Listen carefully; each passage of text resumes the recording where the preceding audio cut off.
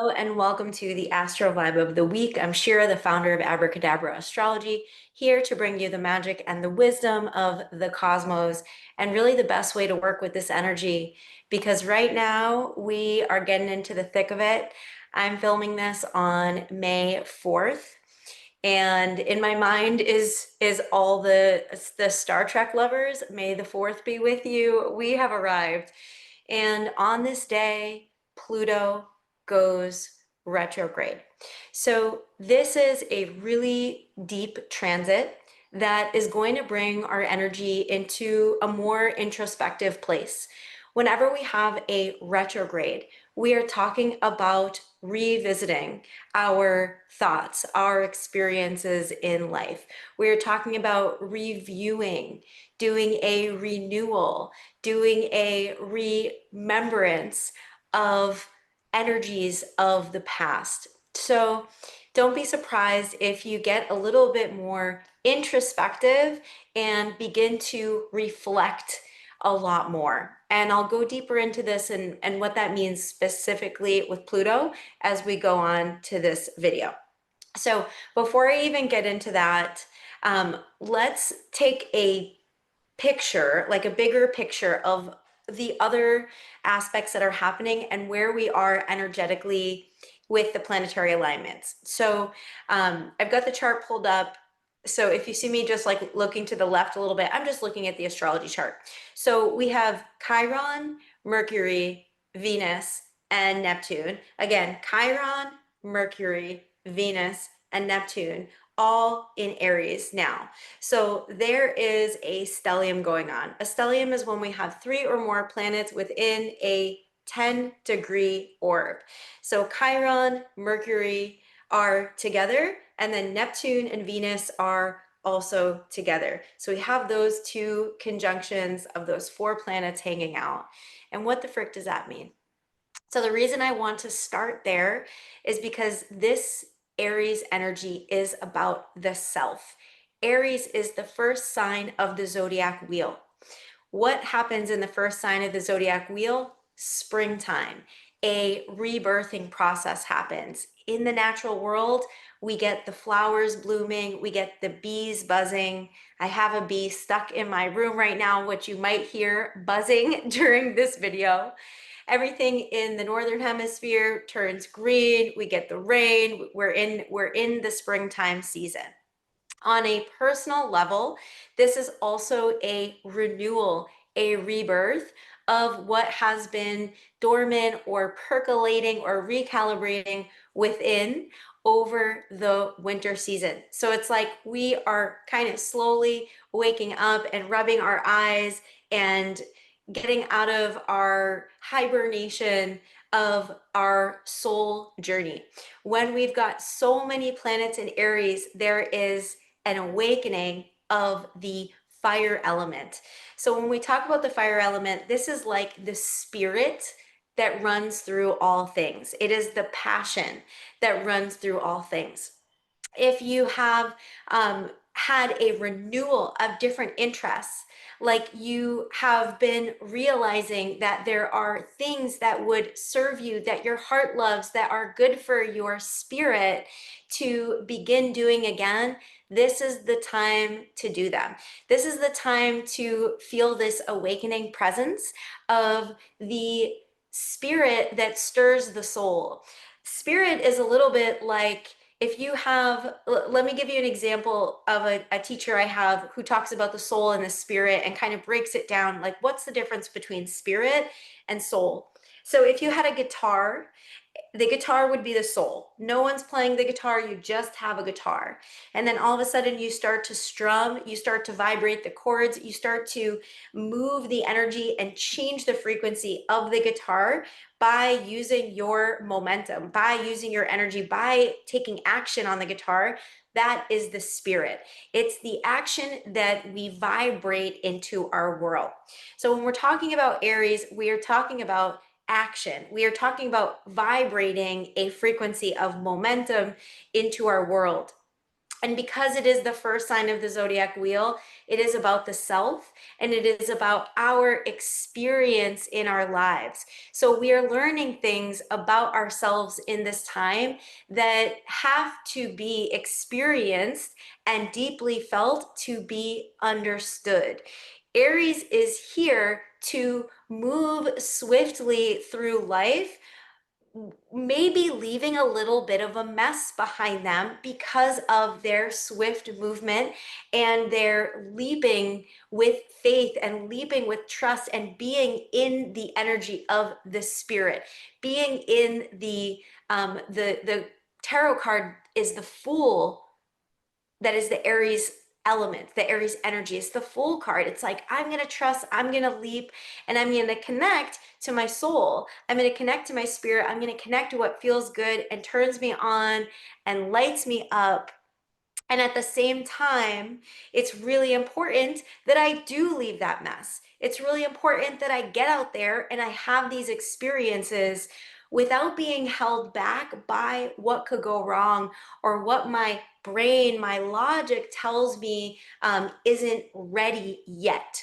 Because once we get overly logical and we get too much in the head, by the way, Aries rules the head in the anatomy of astrology. When we get too much in the head, we lose our connection to our spirit, we lose our connection to our soul, and we lose our connection to that feeling of energy that is lifting and buoyant and has a lot to do with being present. So you really want to think about the kind of things that help bring you into presence in your life. So for some people, that is making music. For some people, that is dancing. For some people, it is writing. For some people, it is cooking. So, what brings you alive and brings you into presence where you are not calculating your next move or thinking about the past or thinking about what could go wrong or this or that, but you're in this space of presence. That is Aries. It's swift movement that is aligned with the frequency of forward momentum. I'm getting a visual of a bee again, a bee's little wings flapping so rapidly make this very healing vibration. And it's actually the speed of the wings that make this healing vibration. I don't know if you've heard this before, but beekeepers are known to live the longest lives because of the frequency of the bees, of the wings of the bees. And in when we look at the bee as a spirit creature, like a medicine creature that comes and gives us a message.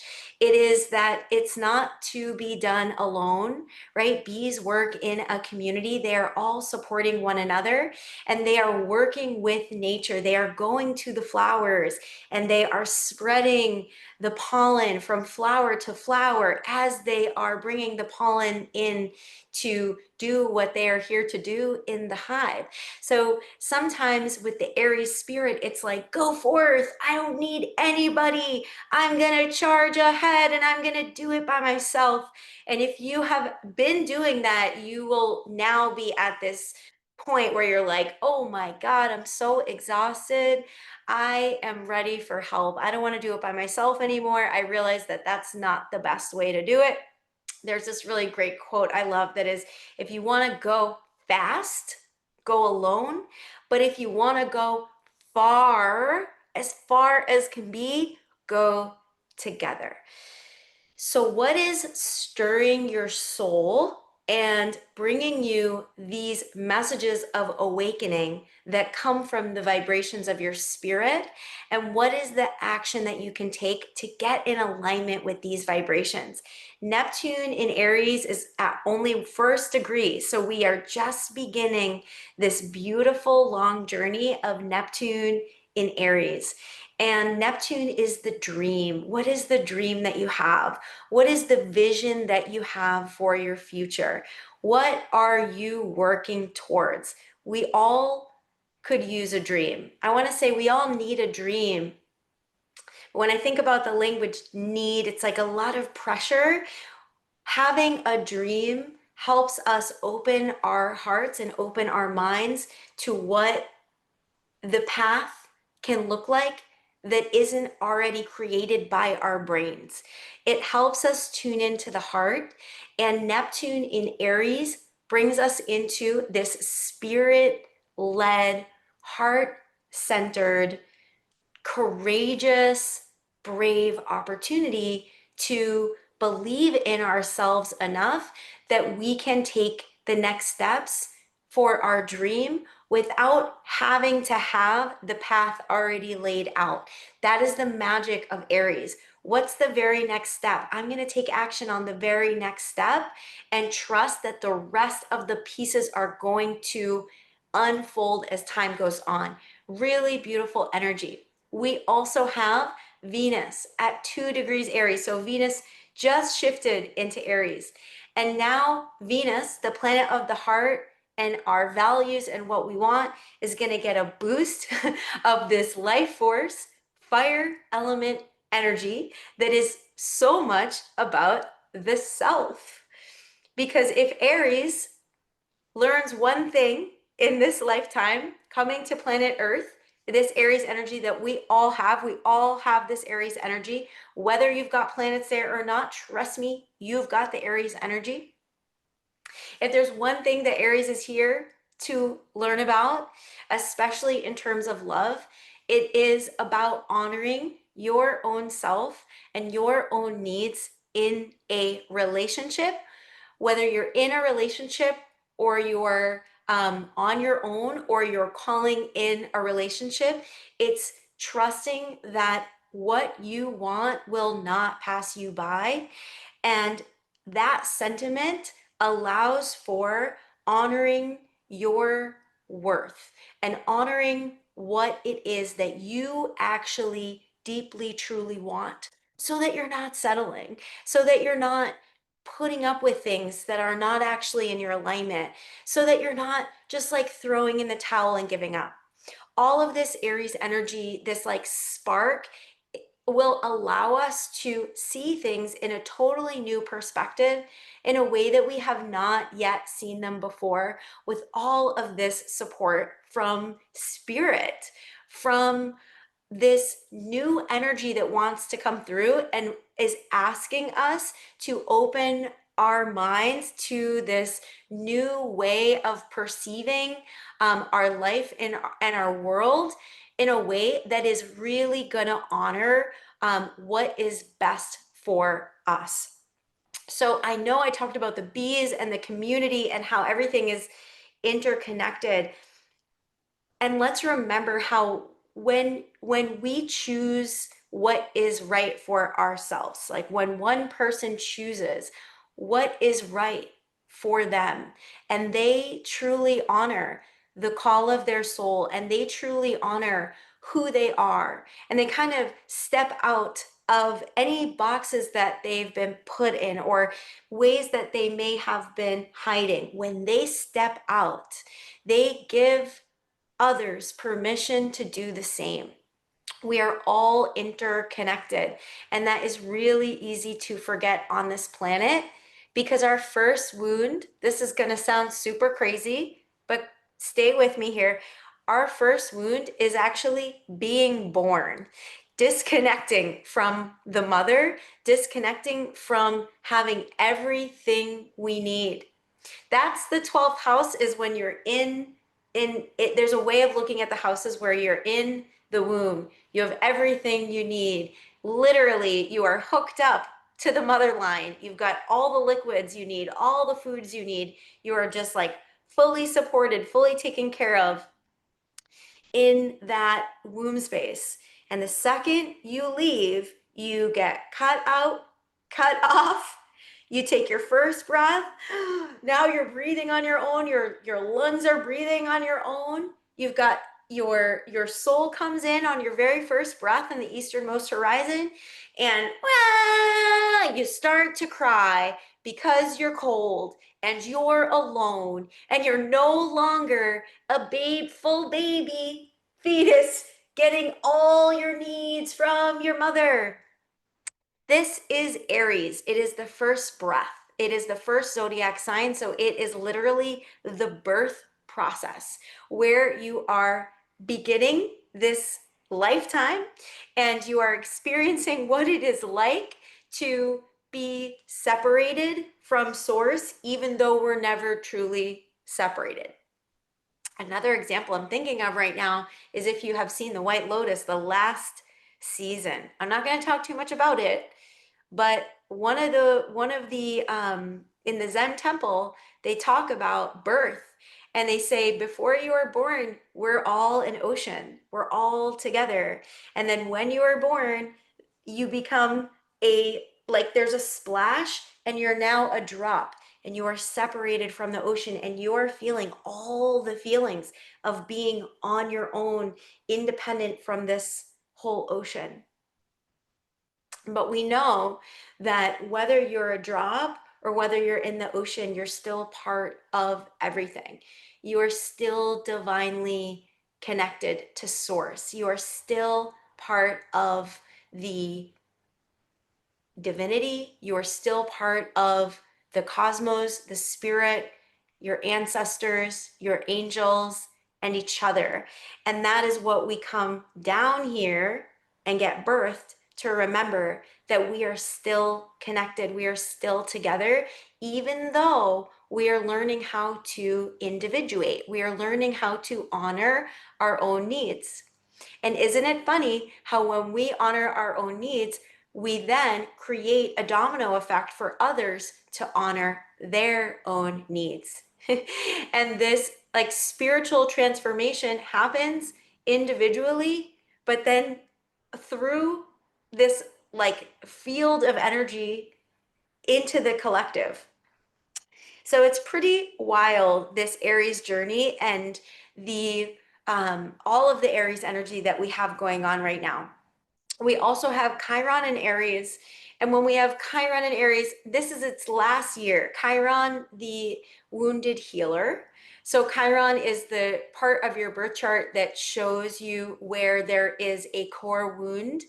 And there are many, right? It's not just one, but there are core wounds in this part of your chart, and they are also your greatest healing asset. It's like the part of your chart that shows you where your heart has been cracked open and where you can be a healing force just by healing, just by being yourself with others through this Chiron lens. So Chiron is also in Aries. So here we are again with this like wound of individuality, this wound of being alone.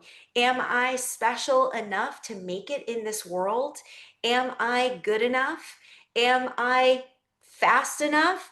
Is my timing right? There are all of these questions when we're in this Aries house because we're in a new beginning.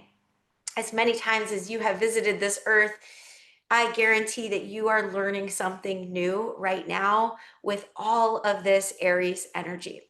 Now, what's wild is soon we will have Saturn joining the Aries party, and we will be learning so much about how to become more, to step into even more of our power and more of our sovereignty through the Aries lens. So pay attention to what is coming through you now, and throughout March, what came through around choosing yourself and listening to the call of your spirit and the call of your soul, because that is like such a big theme coming up right now. And it also means that if you're a cardinal sign, Aries, Libra, Capricorn, Cancer, you're feeling this extra. And this is the time, if there was ever one, to lean into the dream, to lean into your vision of your future and what you really want and where you see yourself going and growing without having it already laid out. That is part of the game that we are playing here, the manifestation game. Okay, now that's just the Aries part. Let's talk about what else is going on. On May 4th, Pluto goes retrograde. This happened at 11:33 a.m. Eastern Standard Time on Sunday, May 4th. So Pluto is the planet of power. It is the planet of power dynamics and your own personal power and sovereignty. How you connect to that part of yourself that feels very deeply and is not afraid to look underneath the surface and look into the depths of your human experience. Pluto is the ruler of Scorpio. So we're talking the depths of your human experience. We're talking your psychology. We're talking what are the things that have been buried over many years in your experience as a human being in this lifetime that want to so deeply be felt and healed so that you can expand your power more. Now, on my spiritual journey, I'm just going to share my screen here, by the way, so you can see what I'm looking at. On my personal spiritual journey, I used to be really uncomfortable with this word power. I thought to myself, why would I immediately want to? Why would I want to have power over anybody else? I want everybody to have equal power. I want everybody to feel comfortable. It's like a very Libra perception. I want everybody to collaborate together. But having power is not a dirty word at all. Being in your power means that you are strong enough to confront your truth. Okay? Being in your power means you are strong enough to confront your truth. When we talk about Pluto and the understanding that Pluto is the ruler of Scorpio, right? Scorpio is the detective. It wants to peel the layers back. It wants to dig deep. It wants to go so deep that it keeps going, going, going, going until it gets to the very bottom. And if you've ever had an experience where you have been honest, you maybe were in a conversation with someone and you didn't really feel comfortable telling them the truth, but finally you allowed yourself to say what is on your heart or say what is on your mind, and you feel that relief. You feel it's like an orgasm. It's like a heartgasm. You just feel so much relief when you are honest, when you are telling the truth. And that is what Pluto is asking for more than anything. It is, what is the truth? What is really here?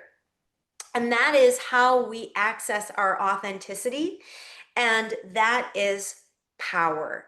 The person who is able to stand in their truth and not cower in the face of what is on the other side of their truth, how people will perceive them, how the person they're talking to is going to take what they're going to say.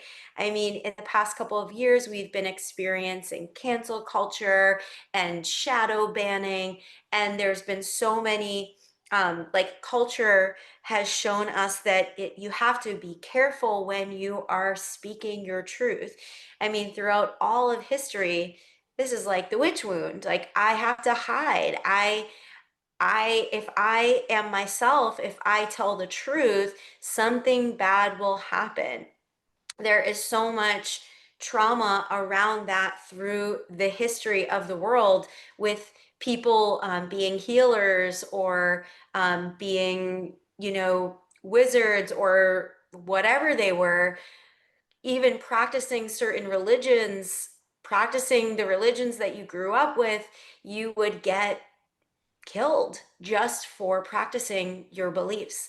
So when I think about Pluto, I think about the power and the strength and the tenacity that it takes to be able to do what it is that is true for you, to live a life that is honest for you, where you're not doing things that your conscience is like feeling uncomfortable with.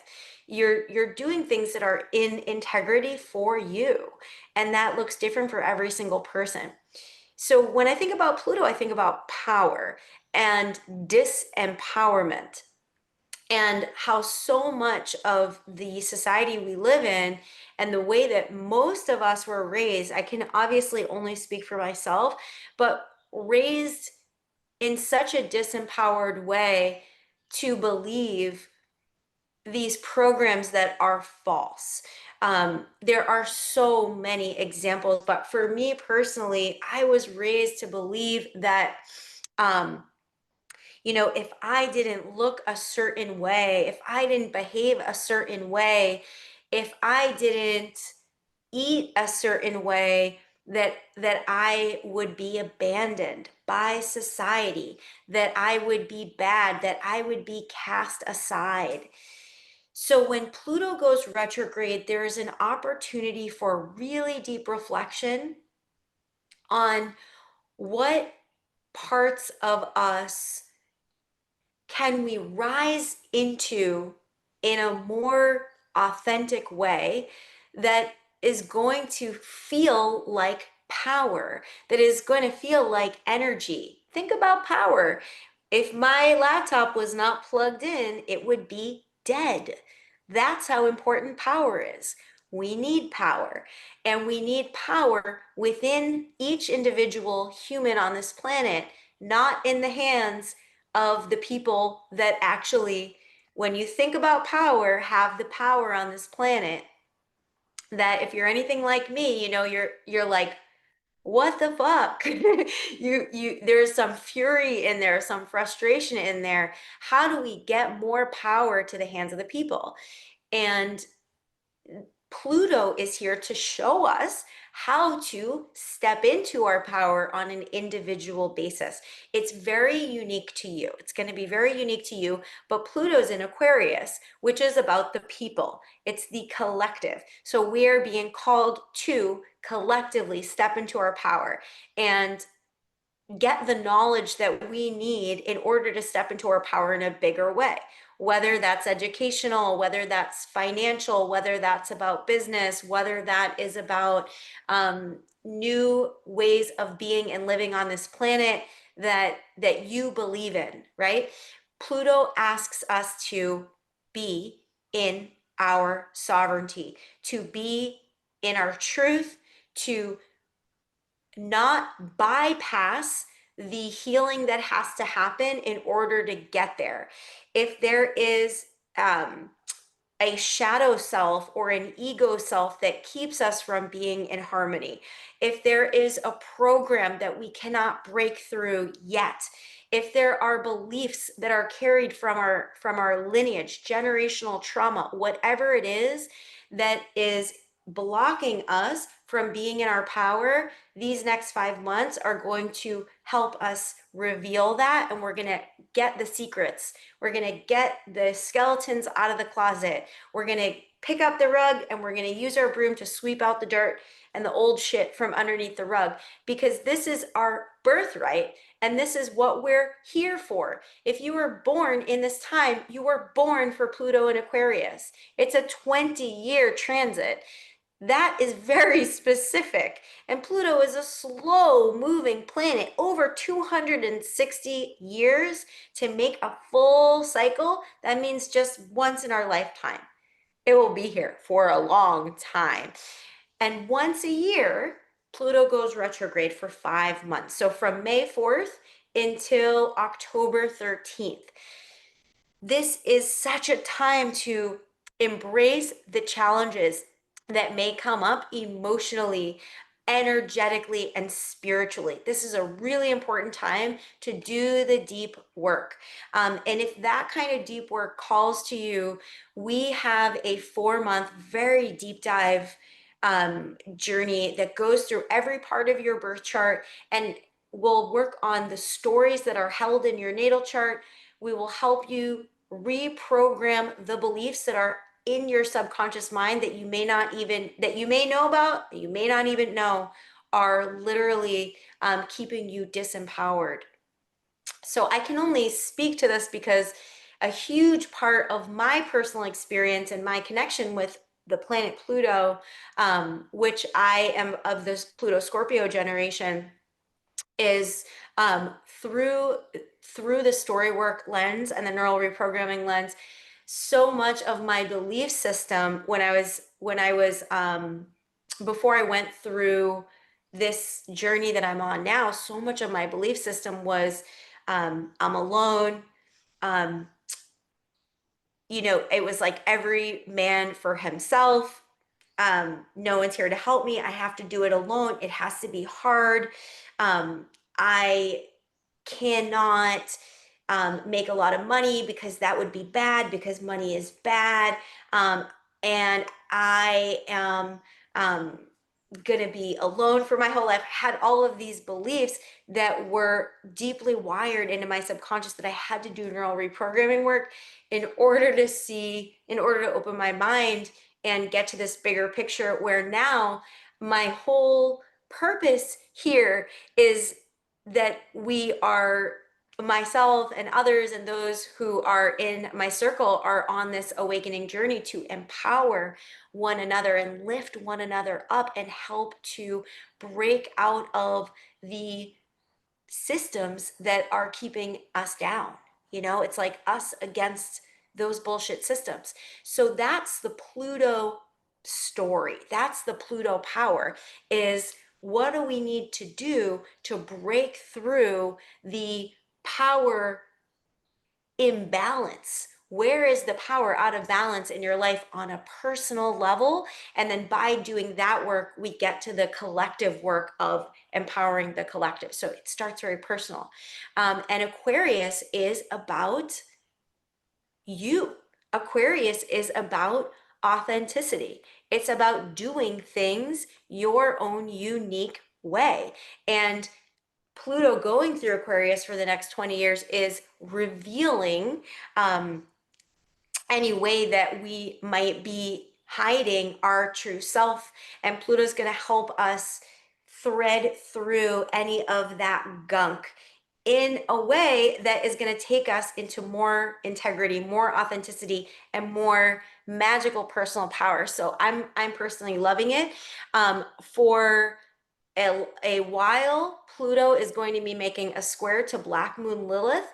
Black Moon Lilith is about what we have suppressed, and Black Moon Lilith is in Scorpio, right? Pluto rules Scorpio. So these scorpionic themes of going really deep and getting our psychological subconscious programming revamped, it's easier than ever to do that, but you have to be willing to do it and you have to have the tools to know how to do that. It's not something that you do alone, because when you do it alone, you psychoanalyze yourself into a downward spiral and then you're trapped in your ego. You can't solve the problem the way the problem was created. The awesome news is that Pluto is making a sextile with Venus. So Pluto is also helping us get more clarity and honesty in our relationships. So I think I'm going to stop there because, wow, I went so deep. Hopefully you're still here. Hopefully you're still alive and awake and kicking and flipping. So I'd love to hear go ahead and do this homework for you. If you like homework, if you're one of those humans, check out your cardinal signs. Okay, what's hanging on in your cardinal signs, and check out your fixed signs, because that is where Aquarius is. Pluto and Aquarius, right? So also Leo, and then Taurus and Scorpio. We're in Taurus season right now. So the fixed energy and the cardinal energy are getting like a total revamping of, it's like a slaw. I'm like imagining, have you ever had those like amazing sponges that you take into the shower, like those like big sponges, and you're like sloughing off your dead skin? That's what we're doing right now. We have been doing it, and especially with Pluto going retrograde until October, we're going to go deeper and deeper and deeper. I'm personally excited for it. I love, this is like the kind of work that I get really passionate and excited about. So if you want to understand your natal chart on a much deeper level and break through any subconscious programming and like get to that part of your life in your natal chart where you are living in alignment with your higher expression, you're feeling in alignment, which basically gives us more energy. It gives us more health. It gives us more power, Pluto power. This is the time to do it. So I will put in the link below a way to learn more about what that journey could look like for you and a way to like map all that out, what it would look like. And have a beautiful week, staying in your power, speaking your truth. I'll just stop it there. Staying your power and speaking your truth and trusting yourself. And I will see you on the other side. Oh, very last thing, very last thing. Monday after Mother's Day, Scorpio full moon. Monday after Mother's Day, Scorpio full moon. So much deep diving and clearing and getting the truth. The truth is here. It loves us. Satnam means truth is my essence. We love Kundalini yoga and abracadabra astrology. So Satnam, Satnam. See you on the other side.